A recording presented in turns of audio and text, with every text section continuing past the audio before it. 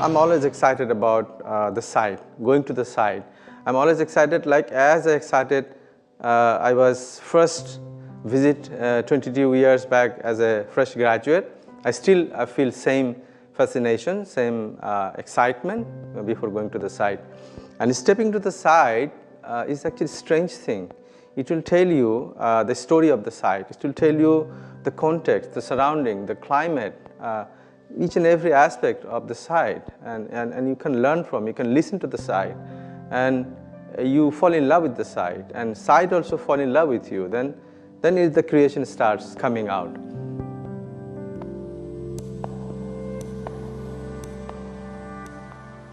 Becoming an architect is a very interesting issue for me, because I never wanted to be an architect. I always wanted to be a painter. But my parent, particularly my dad, I mean my father, was very much against of becoming a painter. And one of my cousins at the time came to me and told me that there's a subject which is too much close to artwork. You can continue your painting journey if you go into the Department of Architecture. You can study architecture. And interestingly, what happened, this department at the time in Bangladesh belongs to the University of Engineering and Technology. So I decided to go for it without having not much of knowledge about architecture. But I thought my dad would be happy that it's an engineering university. So he thought that I'm gonna be an engineer, but I knew that I have nothing to do with engineering. I had something to do with my painting in the name of architecture. So sometimes I used to say that I'm an architect by chance and a painter by conviction.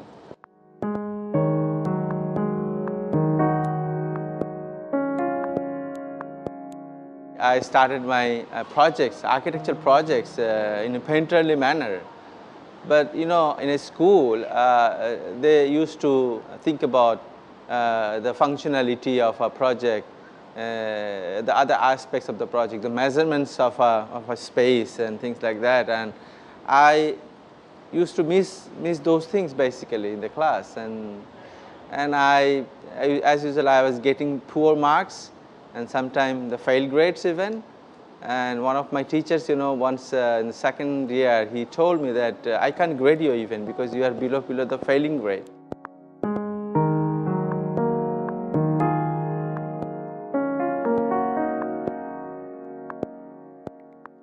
I did one project, I remember. It's called Brick Picture Library and Gallery project. You see, it looks like a watercolor. Architecture becomes watercolor. I try to develop the marriage between architecture and painting, and I think now I feel good. I feel good. I don't have any sort of contradiction with me that whether I'm an architect or an artist. I continue my journey. What I feel like to do, I just do.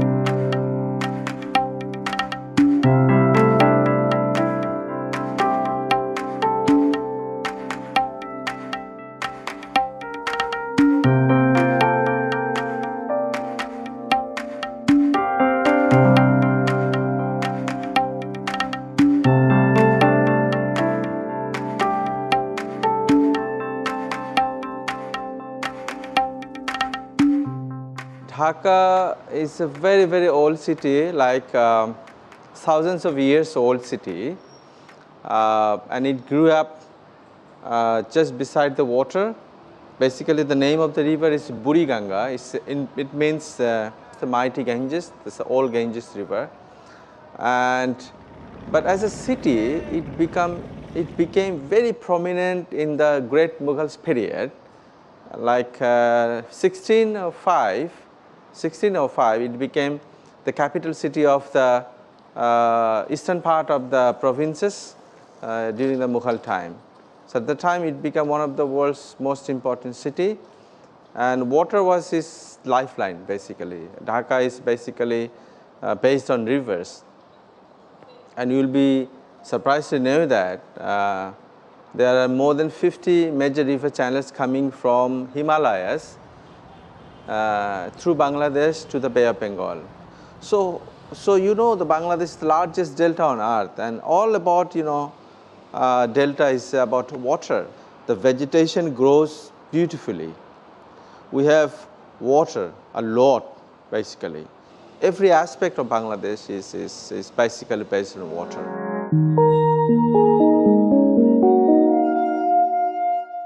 Many people talking about urban planning because our cities are really a mess. Traffic congestion, growth of population, lack of jobs even in the villages. So all the pressure coming onto the cities. So cities are becoming very cramped. There are slums are also. It's a huge cry now in Bangladesh. The landscape of Dhaka has changed a lot, and it's not very positive. It's not very positive. We are losing our greens, and as a city, I think we need to have at least 30% green as your breathing purpose, and the open fields like your lungs to breathe. That we have lost a lot. I think we have not more than maybe hardly less than 10% green we have nowadays, which is very, very miserable, which is very poor, which is very shocking for us. But fortunately, we realized, people of the country realized that highly dense country, a city needs definitely green for sustainability. For example, nowadays government is trying hard, the activists are trying hard, and architects are becoming activists nowadays to protect the environment. So we are reclaiming, we are regenerating the lost, the linkage of water linkages in the city. And we have few projects, the young architects are working there to regenerate the ambience of the city, getting back the water bodies, getting back the greeneries, getting back the open spaces. So that has been started. So we have started reversing our situation from bad to good nowadays, and I am very much hopeful about that.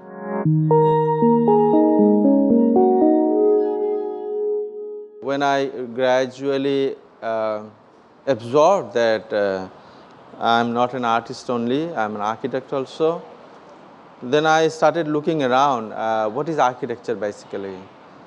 And I started roaming around the world. I was looking the projects of other architects, and I realized that architecture is not just a personal expression of thing. It's rather expression of a society. It's a social phenomena rather than appearance of personal understanding. So when you talk about social aspects, then sociology comes, and then psychology of the people comes, and the relationship with the land and the architecture and the material, like water, just beautiful water, the trees and the building and the street and the piazzas and footpaths. So all basically together becomes architecture. It's all about the atmosphere, the surroundings, the context is all together architecture. Then I started thinking we have a responsibility, social responsibility, and then we need to understand what type of architecture we need to do on a particular place. So if it is Bangladesh, then we have a history, like Italy. We have thousands of years old history. So if I forget the history, then I'm disconnected, I'm rootless, I'll be nowhere simply.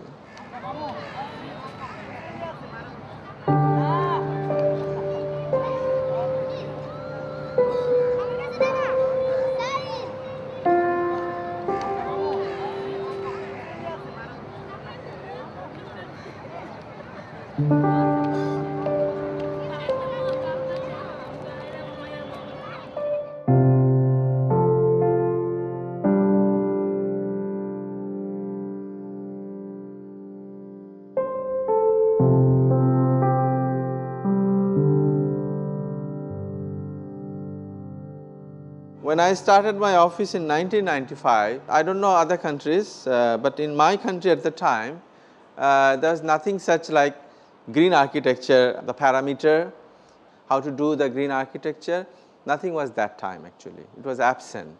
But if you look at my office name, Shatoto and Architecture for Green Living, it hasn't come from today's typical green buildings idea. Rather, it came from my passion. As a painter, when I see my country, the vegetation grows beautifully. It's so obvious that when I started, that it was obvious for me that I'll be thinking of very much connected to my land. So green came out like that. It's not like that today's green architecture situation.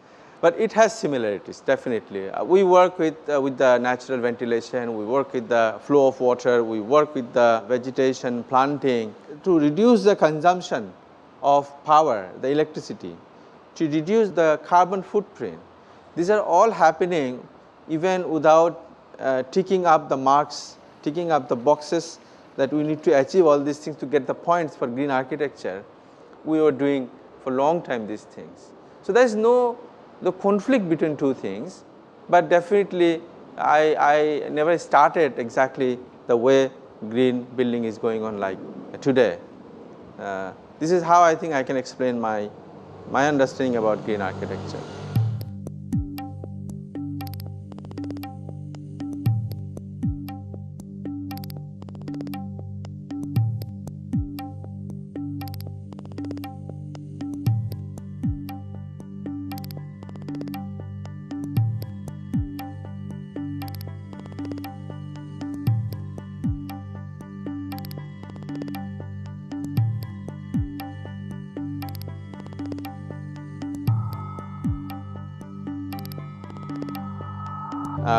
Definitely Mazhar Islam is the key figure, is the protagonist and a father figure, father architects of all architects of our country, because I think he is not only a visionary architect, he was an architect with nobility, with integrity. He started his practice as a modernist, but actually he was not a modernist. He was critically modernist basically. But when he found after a few works that to change the people, the society, architecture is not enough, and gradually shifted to politics. But Mazhar Islam, who never took any advantage from his profession, architecture, for politics or politics for architecture. That's why after doing some of the fantastic work, architectural work, he never got job, because he was very honest. He was not going to compromise for anything. The only vision was to do good to the society. The greatness of Mazhar Islam definitely influenced us a lot. Without Mazhar Islam, we cannot think of ourselves. And then Luai Khan came into scenario, and he did his masterpiece in Bangladesh, the Parliament building. That influenced us so much. His use of brick, use of concrete, use of water, all you see very contextual and simultaneously very prominent. It's just not, merging him into the context. Rather, is a complementary to the context and architecture. So this powerful architecture influences a lot, and these two people definitely is the master of in my life definitely. And of course, I would like to mention Glenn Markert, another person. I would like to mention Professor Samsul Wares, another wonderful person. So these are the people basically influenced me a lot to proceed with architecture.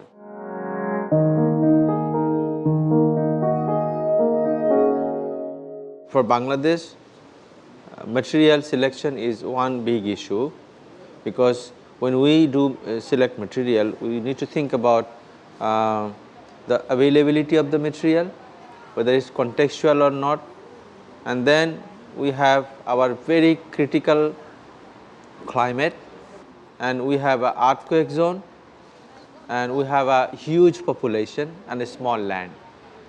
Concrete is very much used material in Bangladesh traditionally. If you see Louis I Khan's project, he selected concrete because it has the strength to take care of the earthquake problem. It can go up in a small land, it can go up.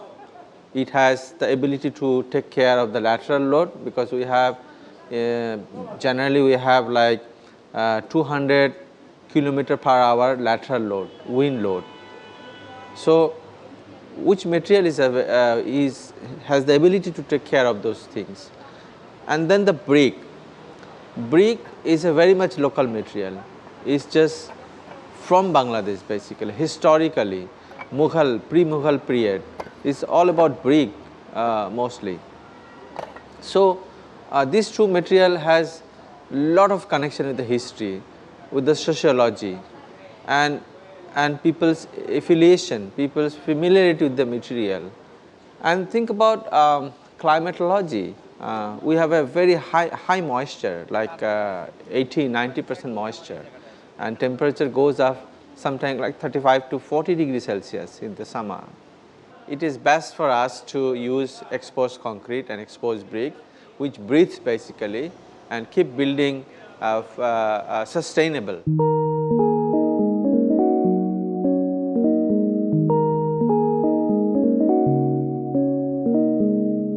For every architect, the spirit of the land where he or she belongs is very, very important.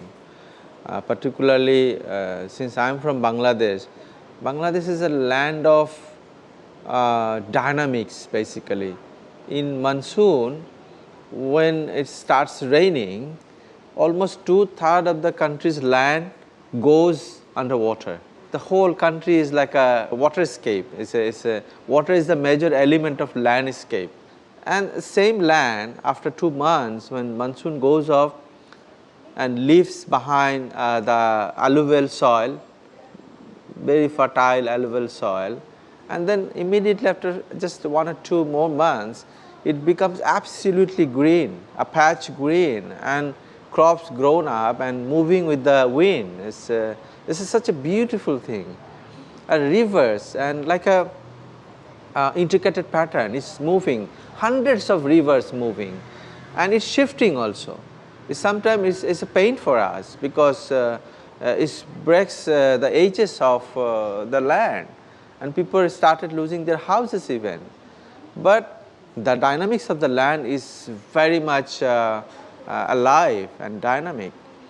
So from this country, when we do architecture, we just cannot ignore it simply. We want to understand the land. We want to understand the whole landscape of the country. So this is how I think I love to do architecture, and I think architecture needs to be done in the same fashion in any parts of the world.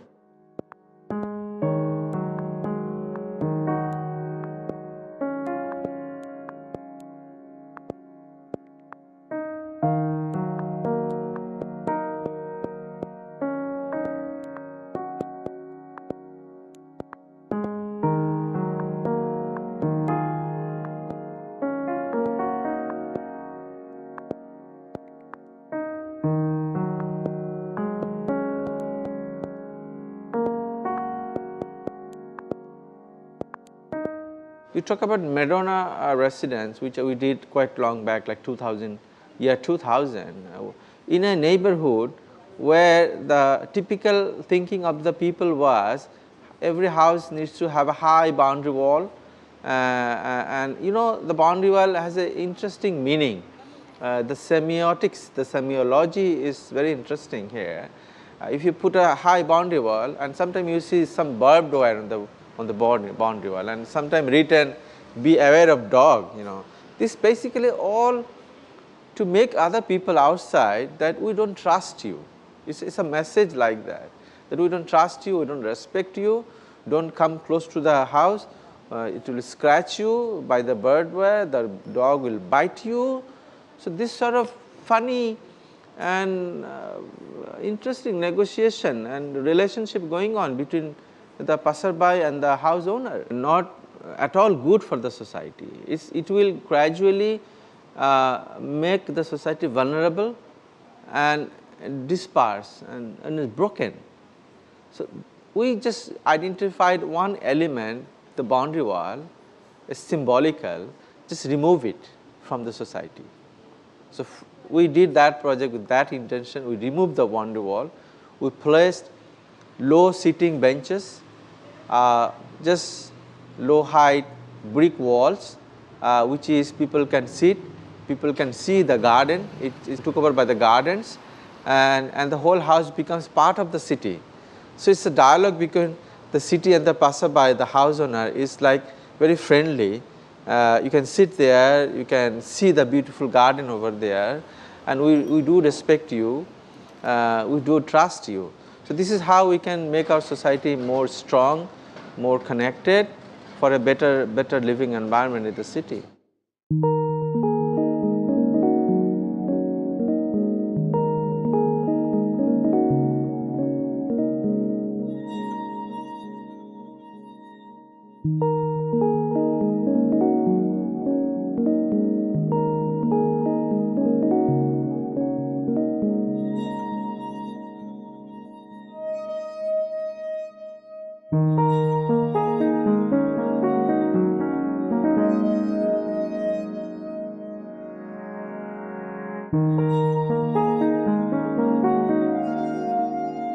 Why we do architecture? Why we do painting? Why we do we write poem? What the reason? To me is always the center is the human being. We do everything for the people. I quoted the example of Van Gogh, who wrote a letter, who wrote many letters to his brother Theo. In one letter he talked about, he wrote that there is nothing more artistic than to love people. If you consider the context, a person who is almost deprived from the society, was not regarded by the society at the time, he was in pain, he killed himself in one stage. Even then, this person who was unable to sell his paintings except one painting, this person, even all the pain having inside, he wrote, there is nothing more artistic than to love people, but who never got love from the people. So, to me this is amazing sentence. We are getting love from the people, maybe less or maybe more, but whether we are loving people. So, every profession's ultimate goal is to serve the nation, and serve the nation means serve the people. To me, serving through architecture to the people is the ultimate goal. This is how I think that we need to do architecture for the people.